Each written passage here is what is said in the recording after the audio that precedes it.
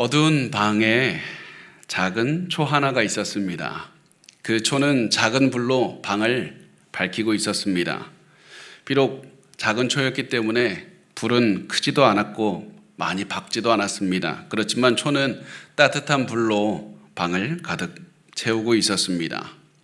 그런데 갑자기 폭풍이 몰아치기 시작합니다. 강한 바람이 몰아쳤고 빗줄기가 창문을 세차게 때리기 시작합니다. 그래서 창문 앞에 놓인 초의 작은 불꽃이 흔들거리기 시작했습니다. 마침내 바람과 비로 인해서 불꽃은 꺼졌고 방은 순식간에 어두움으로 가득 찼습니다. 여러분, 이것이 혹시 지금 여러분의 모습은 아닙니까? 여러분도 이 초와 같이 빛을 잃고 꺼져버린 상태가 아닙니까? 지금까지 내가 가진 모든 힘을 다해서 불을 밝히려고 했지만 인생의 폭풍우가 찾아와서 상처와 실패 때문에 내가 불이 꺼졌습니다. 내가 살 힘을 잃었습니다. 그리고 이렇게 폭풍우 때문에 아무런 빛도 내지 못하는 자기 자신의 모습을 보면서 또 실망하신 분들이 있을 겁니다.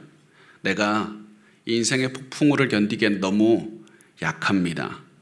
또 내가 다시 시작하려고 해도 또다시 내 인생에서 지금까지 그랬듯이 나는 또다시 폭풍우를 만날 것이고 또다시 꺼질 것이고 또다시 실패할 겁니다.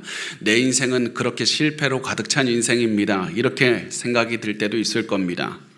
이런 마음이 들 때는 반드시 기억하시기 바랍니다. 초가 불이 꺼졌다고 해서 실패는 아니라는 사실입니다. 반드시 모든 것이 끝난 것은 아닙니다. 지금 바람 때문에 비 때문에 잠시 불이 꺼졌을지는 몰라도 작은 불씨만 있으면 다시 초에 불이 붙을 수는 있는 겁니다. 폭풍우는 잠시 여러분을 어둡게 만들 수 있습니다. 여러분이 실패했다고 설득할 수도 있을 겁니다. 그렇지만 여러분은 여전히 불이 꺼졌다고 해도 빛을 다시 낼 수 있는 존재인 겁니다. 아무리 5년, 10년, 30년 동안 불이 꺼져 있는 상태라고 할지라도 다시 시작할 수 있습니다. 왜 그렇습니까? 우리 안에 불이 되시는 성령께서 계시기 때문에 그렇습니다. 하나님께서 여러분의 안에 계십니다. 여러분을 위해 일하고 계십니다. 여러분 인생의 심지에 불을 붙여주시는 분이 바로 하나님께서 되시기 때문에 그렇습니다. 그래서 우리 다시 시작할 수 있습니다.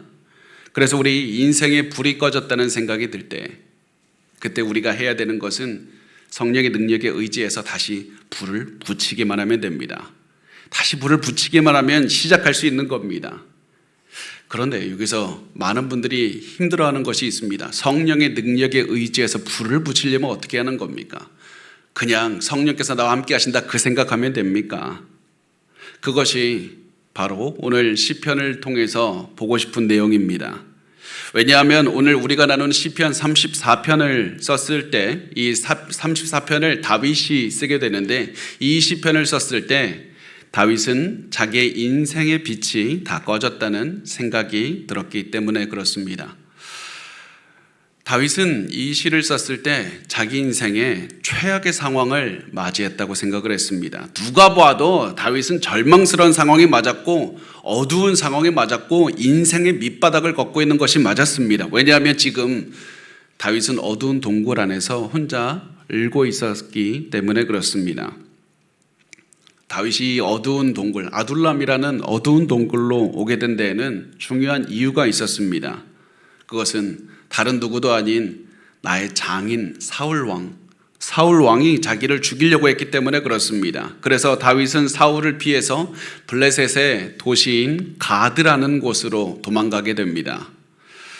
다윗이 블레셋의 가드로 도망간 것은 굉장히 뛰어난 그런 계략, 그런 계산이 숨어 있었습니다. 그 이유는 이스라엘과 블레셋은 굉장히 적대적인 관계였기 때문입니다. 이 두 민족은 전쟁을 자주 할 정도로 굉장히 사이가 좋지 않았습니다. 그래서 다윗이 블레셋에 있으면 다윗은 사울의 입김에서 벗어날 수가 있었습니다. 게다가 다윗이 블레셋으로 가서 숨어 있다가 블레셋 왕에게 잡힌다고 해도 그래도 해볼 만했습니다. 왜냐하면 다윗은 내가 이스라엘의 왕의 사위고 나 이스라엘 군대의 장군이기 때문에 나 이스라엘 군대에 대해서 많이 알고 있다. 그래서 다윗은 블레셋 왕에게 나 이용같이 있다고 나 살려달라고 말할 참이었습니다. 그래서 다윗은 이런 여러 가지 생각을 하고 블레셋으로 도망갔습니다. 그런데 사실은 다윗이 블레셋으로 가는 선택은 동시에 굉장히 큰 위험을 동반한 선택이었습니다. 그 이유는 블레셋을 패배시킨 사람이 다른 누구도 아닌 다윗이었기 때문에 그렇습니다. 다윗이 장군으로 해서 이끄는 이스라엘 군대가 블레셋을 여러 번 패배시켰습니다. 게다가 우리가 잘 알다시피 블레셋 최고의 장수인 골리앗을 죽인 사람도 다윗이었습니다. 그리고 다윗은 지금 골리앗의 고향인 가드로 다윗이 도망가고 있었던 겁니다. 다윗은 지금 목숨을 건 선택을 하고 있는 겁니다.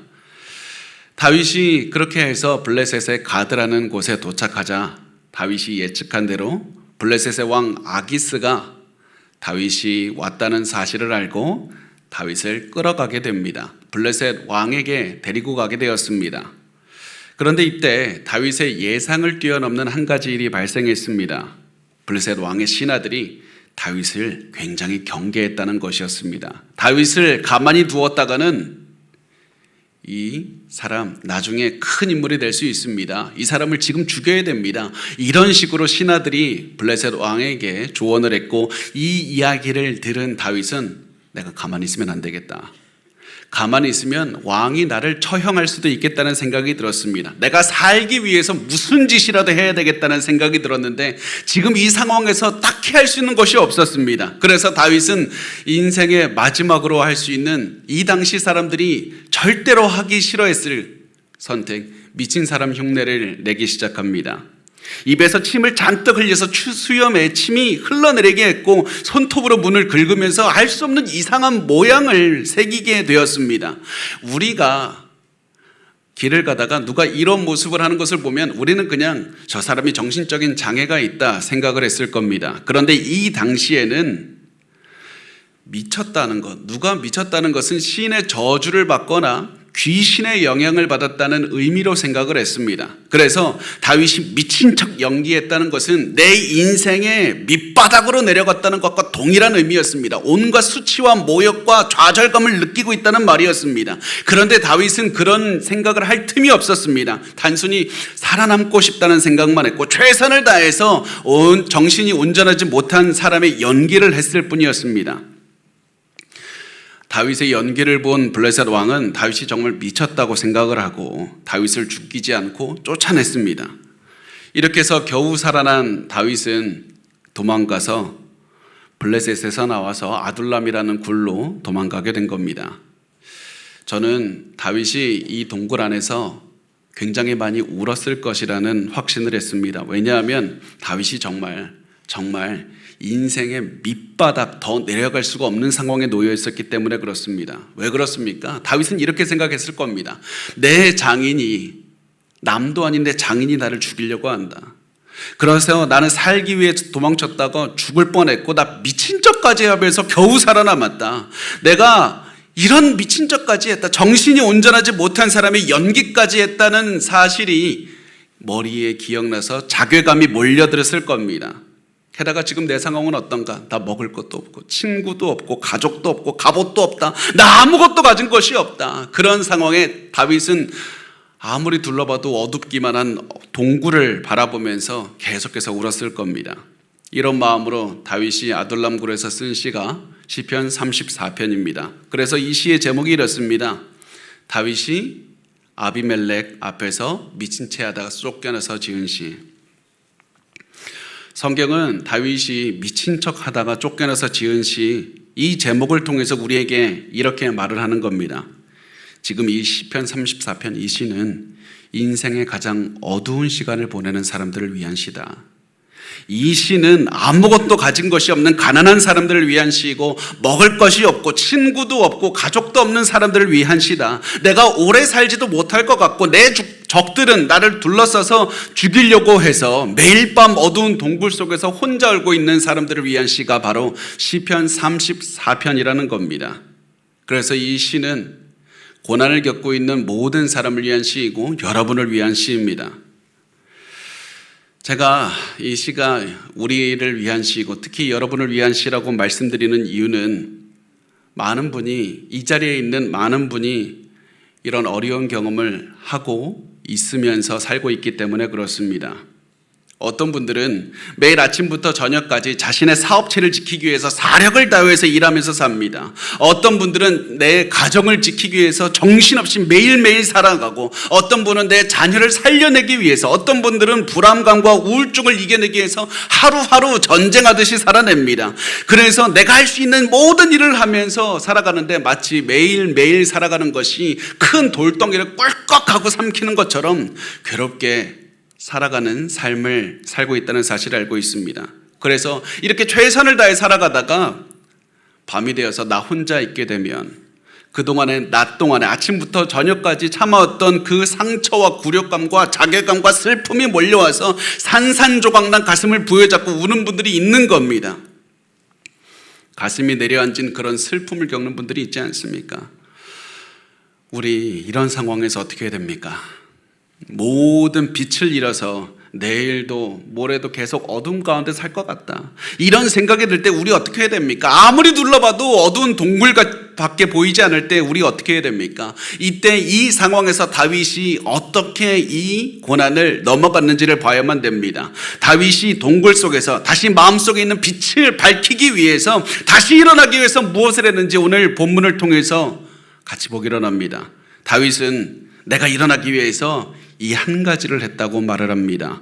우리 34편 1절 말씀인데 우리 같이 읽겠습니다. 시작. 내가 여호와를 항상 송축하며 내 입술로 항상 주를 찬양하리이다. 아멘. 다윗이 어두운 동굴 속에서 무엇을 하냐면 하나님을 송축하고 찬양하겠다고 말을 합니다. 여기에서 다윗은 단순히 내가 노래한다고 말하지 않고 송축하고 찬양한다고 두 가지 표현을 씁니다.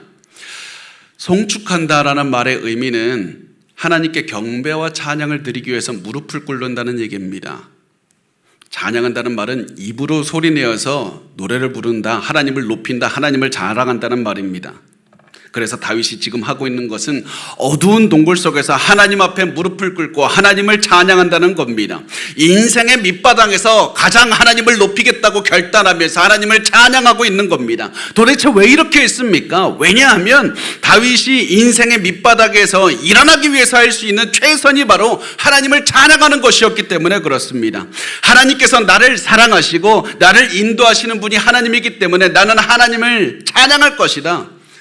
이 사실을 통해서 다윗이 말하고 있는 것이 무엇이냐면, 다윗은 그 마음속에서 나는 절대 포기하지 않을 것이다, 나는 절대 여기서 굴복하지 않을 것이다, 나는 내일을 다시 살아낼 것이다, 아무리 세상이 내 촛불을 끄려고 한다 할지라도 나는 하나님을 찬양하고 하나님을 높이고 하나님의 능력으로 다시 내 심지에 불을 붙일 것이고 빛을 비출 것이다, 나는 절대 무너지지 않을 것이다.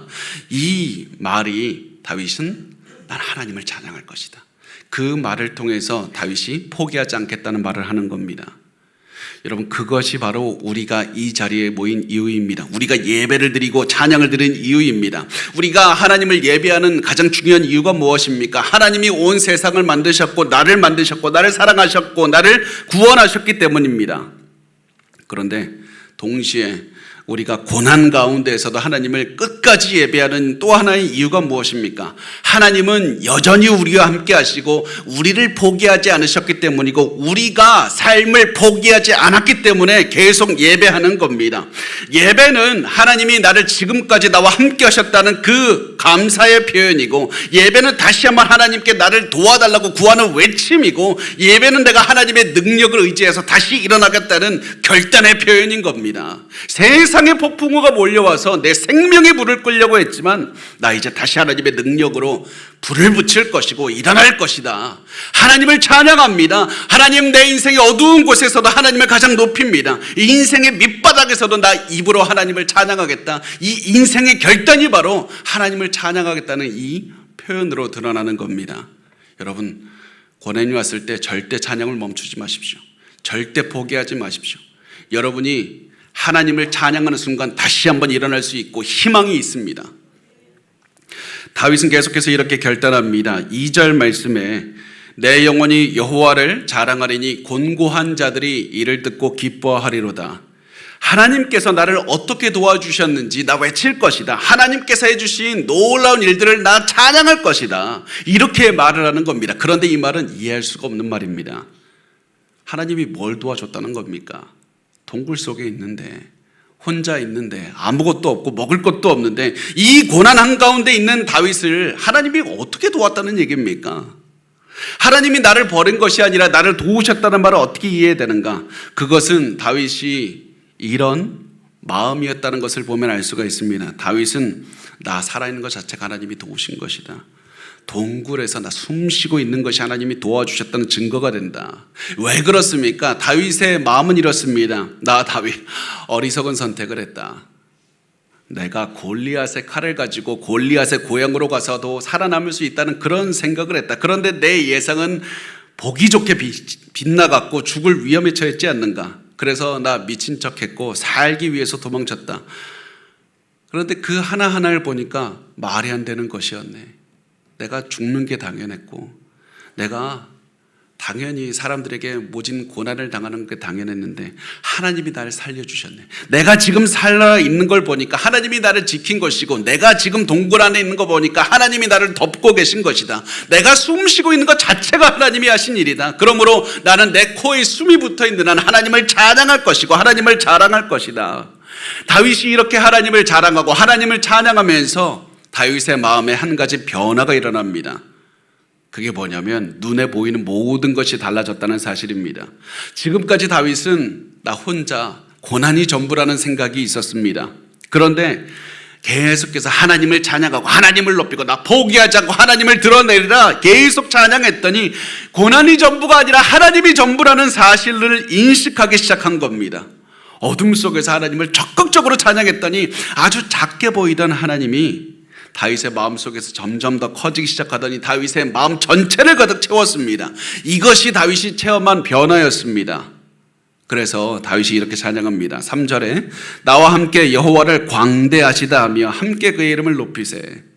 여호와를 광대하시다 하며, 여기서 한글 성경에는 잘 드러나 있지 않은데요, 나와 함께 여호와를 광대하시다 하자, 이 말씀에 숨겨진 의미는 하나님을 크게 보자, 하나님을 마치 돋보기로 자세하게 보듯이 확대해서 보자라는 그런 의미가 있습니다. 이게 다윗이 체험했던 변화였고 이것이 다윗이 고난을 이겨냈던 방법이었습니다. 다윗이 어두운 동굴 속에서 괴로운 현실을 이겨낼 수 있었던 방법은 하나님을 크게 확대해서 보는 것이었습니다. 하나님의 위대하심을 집중해서 보는 것이었습니다. 하나님을 찬양했더니 마음속에 하나님이 전부가 됐고, 하나님을 크게 봤더니 인생이 달라지고 인생의 변화가 생겼습니다. 어떤 변화가 생겼는지 아십니까? 다윗은 하나님에 대한 확신이 생겼던 겁니다. 하나님이 내 기도에다 다 듣고 계셨구나. 하나님께서 내 인생을 다 이끌고 계셨구나. 온 세상을 다스리시는 하나님께서 내 인생을 아시고 내 기도를 들으시는구나. 그것을 아니까 내가 무엇을 두려워하겠는가. 하나님이 나를 인도하신다. 하나님은 앞으로도 내 기도를 들으시고 나를 인도하실 것이다. 그 확신을 가지고 다윗은 이렇게 말합니다. 4절에 내가 여호와께 간구하매 내게 응답하시고 내 모든 두려움에서 나를 건지셨도다. 내가 하나님께 기도했더니 하나님 내 기도에 응답하셨고 나를 모든 두려움에서 건지셨다. 내가 살려달라고 하나님께 기도했을 때 하나님 저 죽을 것 같아요. 그렇게 기도했을 때 내 삶을 보니까 하나님 나 살려주셨고 나 다시 시작할 수 있게 해주셨고 내 입에서 하나님을 찬양하면서 포기하지 않게 해주셨다. 내 모든 기도에 하나님 응답하셨다. 그래서 나 확신한다. 하나님께 진실하게 기도하는 자는 절대 수치를 당하지 않을 것이다. 하나님께서 함께 하실 것이다. 하나님 두렵지 않게 해주실 것이다. 오히려 기쁨을 가득 부어주실 것이다. 여러분 이것을 보면 무엇을 알 수 있는지 아십니까? 우리에게도 희망이 있다는 것을 알 수 있는 겁니다. 다윗이 온 세상이 자신을 덮치고 죽이려고 하고 아무것도 없는 상황에서 동굴 속에서 이렇게 다윗이 희망을 찬양할 수 있다면 우리도 아무리 큰 고난이 온다 할지라도 희망이 있다. 하나님이 우리를 지키신다는 확신을 가질 수가 있는 겁니다. 하나님께서는 하나님을 의지하는 모든 하나님의 백성을 구원하실 것이기 때문에 그렇습니다. 그래서 다윗이 이렇게 얘기를 합니다. 5절에서 7절 우리 같이 읽겠습니다. 시작. 그들이 주를 앙망하고 광채를 내었으니 그들의 얼굴은 부끄럽지 아니하리로다. 이 곤고한 자가 부르짖음에 여호와께서 들으시고 그의 모든 환난에서 구원하셨도다. 여호와의 천사가 천사가 주를 경외하는 자를 둘러 진치고 그들을 건지시는도다. 아멘. 다윗이 그들이 주를 바라본다, 그들이 주를 앙망한다, 그들이 주를 바라본다고 하는데 그들이 누굽니까? 하나님의 백성입니다. 고난 속에서도 포기하지 않고 하나님을 바라보는 여러분을 말을 합니다. 여러분이 주를 앙망할 때 하나님께서 광채를 내게 하십니다. 하나님의 백성들 여러분이 하나님의 도우심을 기다리고 하나님을 바라보면 하나님께서 여러분을 반드시 기도를 들으시고 여러분을 구원하시고 여러분의 얼굴에 광채를 내게 하시고 부끄럽지 않게 하실 겁니다. 고난을 이기게 해주실 겁니다. 근데 어떻게 도우시는지 압니까? 하나님께서 여러분 어떻게 도우십니까? 이 말씀 보면 여호와의 천사가 주를 경외하는 자를 둘러진치고 그들을 건지시는도다. 하나님께서 천사를 보내서 하나님의 백성을 둘러싸고 구원하실 것이다. 하나님의 천사가 여러분을 둘러진치고 건지실 것이라는 겁니다. 천사가 보호하기 때문에 여러분의 원수가 아무리 강력하다 할지라도 여러분은 해할 수가 없는 겁니다. 여러분 놀랍지 않습니까? 다윗이 고민하면서 나 이제 어떻게 살지? 우리 장인이 날 죽이려고 하는데 나 어떻게 도망가지? 이렇게 해서 답답할 때에도 하나님은 이미 천사를 보내서 다윗을 지켜주고 계셨고 다윗이 살고 싶어서 미친 척하면서 정신없이 침을 흘리면서 살아야 되겠다 이런 생각을 할 때에도 하나님은 이미 천사를 보내서 다윗을 지켜주고 계셨고 다윗이 동굴 속에서 혼자 울면서 나는 혼자라고 먹을 것도 없고 나 이제 어떻게 살까? 이런 상황에서도 하나님은 이미 천사를 보내서 다윗을 지켜주고 계셨다는 겁니다. 다윗이 혼자 있은 적은 없었습니다. 하나님은 항상 다윗을 천사를 통해서 지켜주셨고 모든 원수가 건드리지 못하게 하고 계셨습니다. 마찬가지로 하나님은 여러분을 지켜주고 계십니다. 여러분이 지금까지 돈으로 고민하면서 나 어떻게 살지 그런 생각을 할 때에도 하나님은 천사를 보내서 지켜주고 계셨고 사랑하는 내 사람이 내 가슴을 다 갈기갈기 찢어 넣었을 때도 하나님은 여러분을 천사를 통해 지켜주고 계셨고 세상엔 나 혼자라는 마음이 들어서 침대에 혼자 누워서 울고 있을 때에도 하나님은 여러분 곁을 지켜주시면서 천사로 여러분을 지켜주고 계셨습니다. 여러분이 하나님의 도움 없이 있었던 적은 단 한순간도 없습니다. 모든 순간이 기적이었고 모든 순간이 하나님의 선물이었고 모든 순간 여러분은 항상 하나님과 동행하고 있었습니다. 이 사실을 깨달으면 우리의 마음이 달라지게 됩니다. 그리고 이 사실을 깨달았던 다윗도 자신의 마음이 달라지게 되었습니다. 내 인생을 바라보는 관점이 달라지게 되었습니다. 모든 것이 하나님의 기적이고 모든 것이 하나님이 주신 선물이라는 사실을 깨달은 다윗은 이제 성경에서 가장 위대한 고백 중에 하나를 하게 됩니다. 우리 8절 말씀을 같이 읽겠습니다. 시작. 너희는 여호와의 선하심을 맛보아 알지어다. 그에게 피하는 자는 복이 있도다. 아멘. 다윗은 하나님의 선하심을 맛보아 알지어다라고 표현했는데 이 말을 영어로 바꾸면 taste and see. 하나님의 선하심을 입으로 맛을 보고 눈으로 바라보라는 겁니다. 마치 하나님의 선하심이 맛있는 음식인 것처럼 입으로 맛을 보고 눈으로 그것을 바라보라고 말을 합니다. 왜 이렇게 표현했습니까? 사실 다윗은 다르게 말할 수도 있었습니다. 하나님이 선하시다는 사실을 머리로 믿어. 하나님이 선하시다는 사실을 지식으로 암기해라고 할 수도 있었습니다. 그런데 다윗은 고난을 당하는 우리에게 여호와의 선하심을 맛을 보고 눈으로 바라보라고 말을 합니다. 왜냐하면 우리가 먹고 마시고 듣고 보는 모든 것이 하나님의 기적이고 선물이기 때문이고 여러분이 고난 한가운데를 지날 때 하나님 나의 모든 것들을 채우시는 하나님을 체험할 수 있기 때문에 그렇습니다. 그래서 다윗은 우리에게 이렇게 말을 하는 겁니다. 그동안에 내가 음식을 구해서 겨우겨우 먹을 수 있다고 생각했는데 내가 그동안에 먹었던 모든 음식들이 다 하나님이 주신 선물이었다. 나 그동안에 살아내기 위해서 발버둥 쳤는데 내가 그동안 살 수 있었던 이유는 하나님이 나를 살려주셨기 때문에 그렇다. 그동안에 내가 맛을 보고 눈으로 보고 귀로 듣고 손으로 만졌던 모든 것이 하나님의 기적이었고 선물이었다. 내 인생의 모든 순간은 기적으로 가득 차 있었다. 하나님의 선하심을 맛보알지어다. 여러분도 다윗처럼 하나님의 선하심을 맛보아 알기를 원합니다. 반드시 깨달으시기 바랍니다. 여러분 이제 그만 하나님의 선하시다는 사실을 윤성민 목사 입에서 듣는 걸로 그만하십시오. 하나님의 선하심을 간접적으로 체험하는 것을 그만하시고 여러분이 직접 체험하셔야 됩니다. 지금 이 말을 들려주신 분도 하나님이시기 때문에 그렇고, 여러분이 지금 저를 바라볼 수 있는 것도, 오늘 이 자리에 앉아 있는 것도 하나님이 주신 선물이기 때문에 그렇습니다. 하나님은 우리에게 이렇게 말씀하십니다. 지금 너는 매일 너의 원수들이 너를 둘러싸고 있고 사방에 막힌 것 같다는 생각을 하고 있을 것이다. 이 동굴을 벗어나기 위해서, 이 어두운 곳을 벗어나기 위해서 나 어떻게 해야 되지? 방법이 보이지 않는다고 생각하면서 두려워할 것이다. 그러나 지금 너가 보고 있는 모든 것이 하나님의 사랑의 증거다. 지금 너가 먹고 있는 음식이 하나님이 주신 음식이고, 너가 지금 입고 있는 옷이 하나님이 주신 옷이고, 너가 지금 보고 있는 환경은 너의 눈에는 보이지 않지만 하나님께서 천사로 질을 치고 너를 지켜주시고 있는 환경이다. 이제부터 너가 해야 될 것이 무엇이냐? 그만 두려워하고 그만 아파하고 하나님의 선하심을 입으로 맛보고 손으로 만지고 귀로 듣고 눈으로 보는 것뿐이다. 이제부터 하나님이 내 인생을 기적으로 채우고 계시다는 사실을 믿고 매일매일 기적을 체험하면서 살아가는 것이다. 여러분, 너무 가슴 아픈 게 뭔지 아십니까? 너무나도 많은 사람이 하나님의 선하심에 관해서 듣고 하나님의 선하심이 무슨 맛인지, 어떻게 생겼는지 만져본 적도 없고 평생을 살아가면서 저 사람이 하는 말은 어떤 의미일까 고민하면서 산다는 겁니다. 또 책을 읽습니다. 또 강연을 읽습니다. 강연을 듣습니다. 왜 이렇게 되냐면 많은 사람이 고난 중에 하나님께 나아가지 않기 때문에 그렇습니다. 머리로는 하나님에 관해 아는데 마음으로는 하나님을 신뢰하지 않고 몸으로는 하나님을 바라보면서 하나님께 순종하지 않기 때문에 그렇습니다. 그래서 많은 사람이 고난 가운데 내 인생을 왜 이러냐고 절망적인 마음을 가지고 평생을 살아가는 겁니다.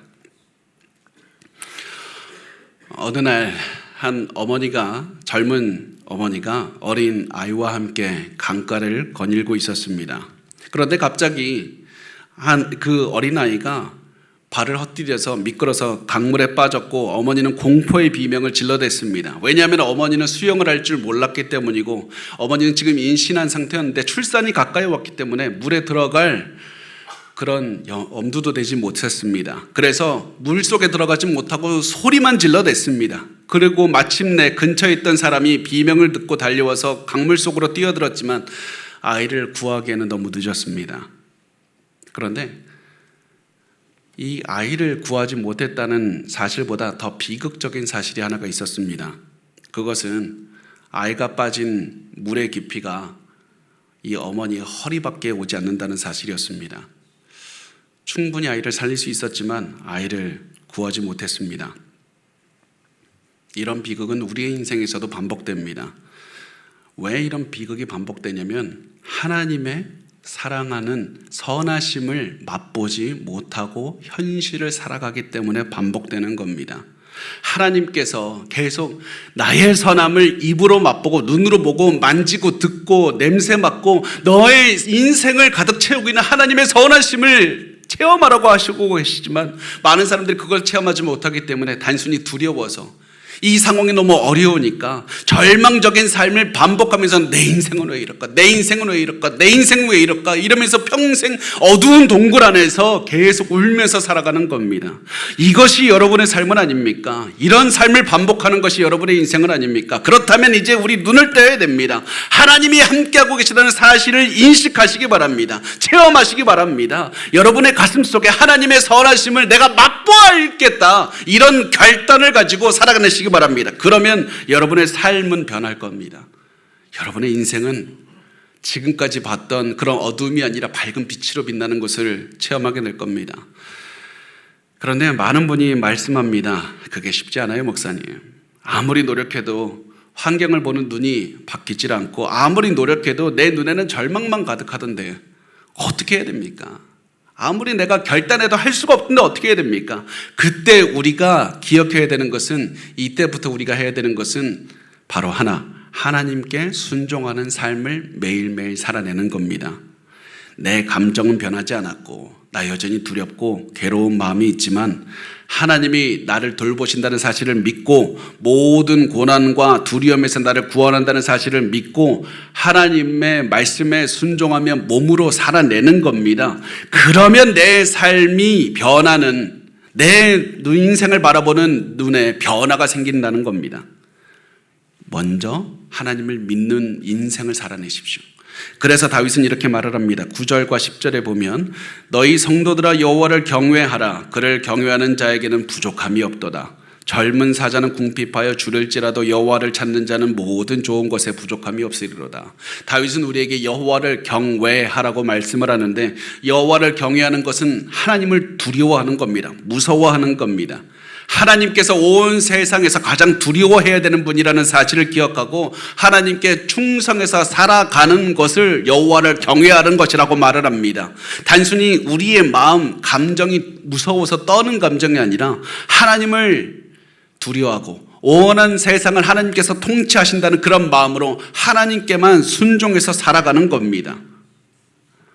그리고 이렇게 살아갈 때 인생의 변화가 찾아오는데요, 바로 이 하나님을 두려워하는 거에 우리 인생의 변화에 비밀이 있습니다. 반드시 기억하십시오. 이것은 여러분의 삶에 반드시 가슴속에 새겨야 되는 말과 같습니다. 무엇이냐면, 우리가 하나님을 두려워하면 그 어떤 것도 두려워하지 않게 될 거라는 겁니다. 그러나 하나님을 두려워하지 않으면 온 세상을 무서워하면서 살게 될 겁니다. 하나님이 두렵지 않기 때문에 세상 사람이 무섭고, 돈 없는 게 무섭고, 사람이 나를 떠나는 게 무섭고, 내 미래가 불안한 겁니다. 하나님을 두려워하십시오. 하나님을 두려워하는 그만큼 우리는 세상을 두려워하지 않게 될 겁니다. 하나님을 무시하면 평생 세상 모든 것들을 두려워하면서 살게 될 겁니다. 하나님을 두려워하는 삶을 매일매일 살아내셔야 됩니다. 그래서 하나님을 두려워하는 것은 하나님께 순종으로 드러나는 겁니다. 하나님의 말씀에 순종하는 겁니다. 뭐 어떻게 하는 거, 하나님의 말씀에 순종하는 겁니까? 13절과 14절 우리 마지막으로 같이 읽겠습니다. 시작. 내 혀를 악에서 금하며 내 입술을 거짓에서 금할지어다. 악을 버리고 선을 행하며 화평을 찾아 따를지어다. 아멘. 하나님을 두려워하는 삶은 입에서 악한 말을 제하고 악한 행위도 하지 말고 선을 행하고 화평을 따라야 된다. 악한 것은 떠나버리고 선한 것을 따라 살라. 이 고백을 다윗이 한 겁니다. 이게 왜 중요하냐면, 지금까지 우리가 무슨 생각을 했겠습니까? 고난을 이기려면 어떻게 해야 되지? 고난을 이기려면 어떻게 되지? 고난이 중심인 삶을 살게 되는 겁니다. 그런데 하나님을 경외하는 순간 우리의 초점은 달라지게 됩니다. 무엇이 하나님이 좋아하는 건가? 무엇이 선이고 무엇이 악인가? 내가 더 이상 고난으로부터 도망가는 인생이 아니라 하나님의 말씀을 따라서 달려가는 인생을 살게 됩니다. 하나님께 순종하는 인생을 살게 됩니다. 하나님을 찬양하는 인생을 살게 되는 겁니다. 이렇게 해서 인생의 중점이 달라져서 인생이 달라지게 되는 겁니다. 이렇게 기도를 다윗은 했는데요, 이 기도를 한 다음에도 여전히 다윗의 상황은 변하지 않았습니다. 다윗은 여전히 도망자였고, 여전히 혼자였고, 여전히 자신을 죽이려는 위협에 처해 있었습니다. 그런데 이 기도를 하고 다윗의 인생은 달라지기 시작합니다. 비록 다윗은 인식하지 못했을 수 있지만 다윗은 이 기도를 드린 다음부터 삶이 변하기 시작하는 겁니다. 왜냐하면 이제 아둘람 굴에 갔을 때 다윗의 수족이 되어서 다윗을 보필할 사람들이 하나둘씩 몰려들어서 다윗의 세력이 형성되기 시작하기 때문이었습니다. 그 동굴에서 울면서 하나님을 찾은 그 다음부터 다윗의 인생은 변하게 됩니다. 우리도 이 사실 기억하시기 바랍니다. 우리가 하나님을 경외하는 마음으로 산다고 해서 인생이 갑자기 변하지는 않을 수 있습니다. 하나님이 일하고 계신 것을 느끼지 못할 수도 있습니다. 그러나 하나님은 우리에게 약속합니다. 하나님께서 천사를 보내서 너의 주변에 진치게 하고 너를 지켜줄 것이다. 그러므로 너는 이제 그만 고난 때문에 두려워하고 집중해야 될 것, 하나님의 선하심을 맛보아 아는 것에 집중하라. 너가 먹는 것, 너가 입는 것, 너가 만지는 것, 너가 보고 듣는 것이 하나님이 주신 선물이다. 그것을 깨닫고 그것을 체험하고 그것을 체험하기 위해서 살아가고 하나님의 선하심 뜻만 하기 위해서 살아가라. 두려워하지 말고 포기하지 말고 계속해서 하나님의 선하심을 맛보아 아는 것, 선한 삶만 계속 살아가라. 그러면 그 모든 고난을 이겨내게 해주신 하나님의 능력을 체험하게 될 것이다. 여러분, 인생에 지금 가장 어두운 시간을 보내고 계십니까? 인생의 밑바닥을 보내고 계십니까? 그러면 지금 이 순간 고난을 어떻게 도망가지가 아니라 하나님의 선하심을 맛보아 아는 것에 집중하시기 바랍니다.